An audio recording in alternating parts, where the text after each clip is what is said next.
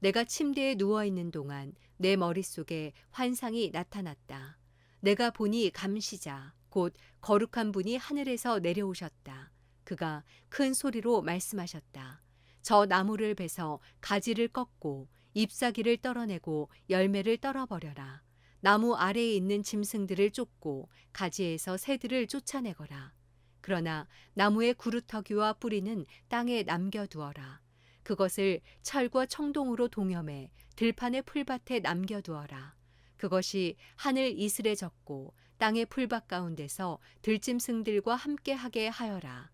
그 마음이 달라져 사람의 마음 같지 않고 짐승의 마음을 받아서 7대를 지낼 것이다. 이 일은 감시자들이 명령한 것이요 거룩한 이들이 말한 것으로 높고 높으신 분이 인간 나라를 다스리시고 누구든지 그분이 원하는 사람에게 그 나라를 주시며 가장 천한 사람을 그 지위에 세우신다는 것을 사람들에게 알리려는 것이다. 이것이 나 느부갓네살 왕이 꾼 꿈이다. 벨드사사라, 내게 그 뜻을 말해보아라. 내 나라에 있는 지혜자들 가운데 누구도 나를 위해 이것을 해몽할 수 없었다. 그러나 거룩한 신들의 영이 내 안에 있으니 너는 할 수 있을 것이다. 벨드사살이라고 불리는 다니엘은 잠시 동안 놀라고 당황했으며 고통스러워 어쩔 줄 몰랐습니다. 그러자 왕이 말했습니다. 벨드사살아, 이 꿈이나 그 해몽 때문에 너무 놀라지 마라. 벨드사살이 대답했습니다. 내 주여, 그 꿈이 왕의 원수들에 관한 것이고 꿈의 뜻이 왕의 적들에게나 이루어졌으면 좋겠습니다. 왕께서 보신 나무가 점점 자라서 강해지고 나무 꼭대기가 하늘에 닿고 땅 끝에서도 볼 수 있으며 그 잎은 아름답고 열매가 많아 세상 사람의 먹을 것이 되며 그 아래에 들짐승들이 살고 그 가지 사이에 공중의 새들이 깃들었다고 하셨습니다. 왕이여, 그 나무는 바로 왕이십니다. 왕께서 점점 자라서 강해지시고 위대함이 하늘에 닿아 왕의 다스림이 땅끝까지 이를 것입니다.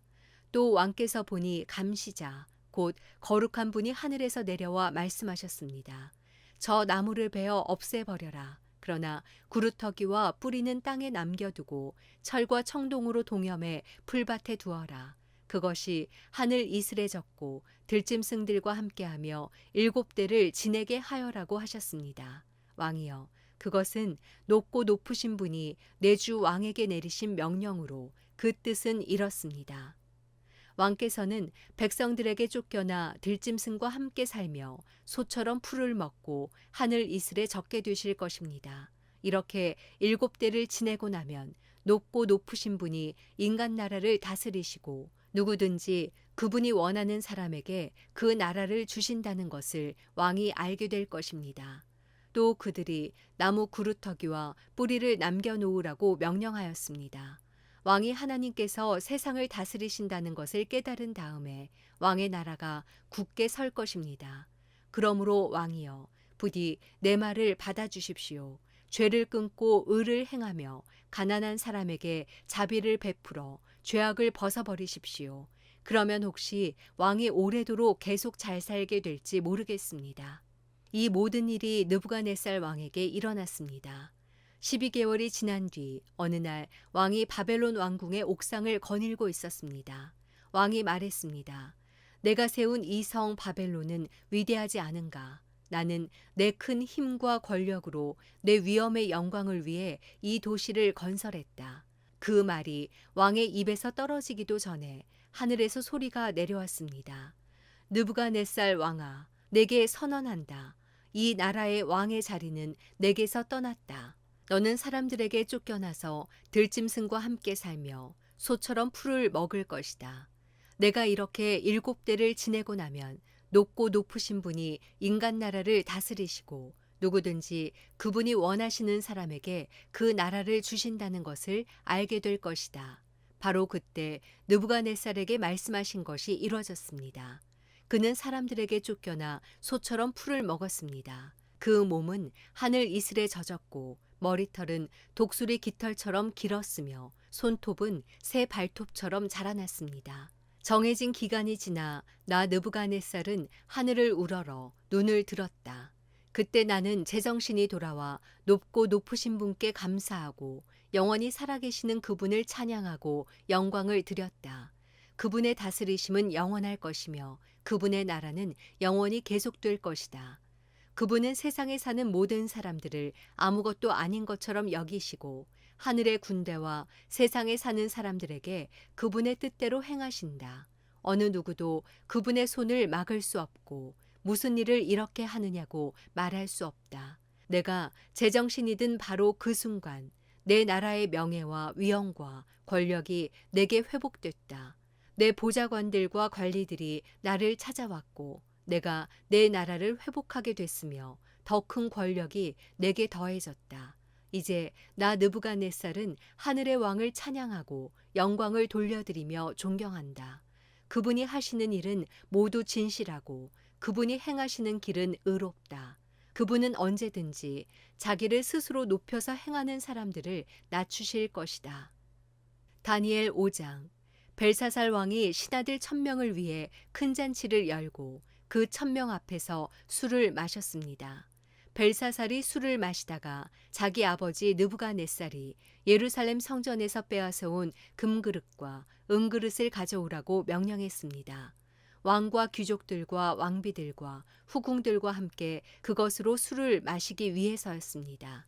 예루살렘 하나님의 성전에서 빼앗아온 금그릇을 가져오자 왕과 귀족들과 왕비들과 후궁들은 그것으로 술을 마셨습니다.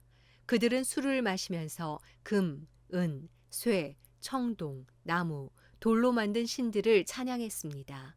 그때 사람의 손가락이 나타나서 왕궁 촛대 맞은편 석고로 된 흰 벽에 글을 쓰기 시작했습니다. 왕은 그 손가락이 글 쓰는 것을 똑똑히 보았습니다.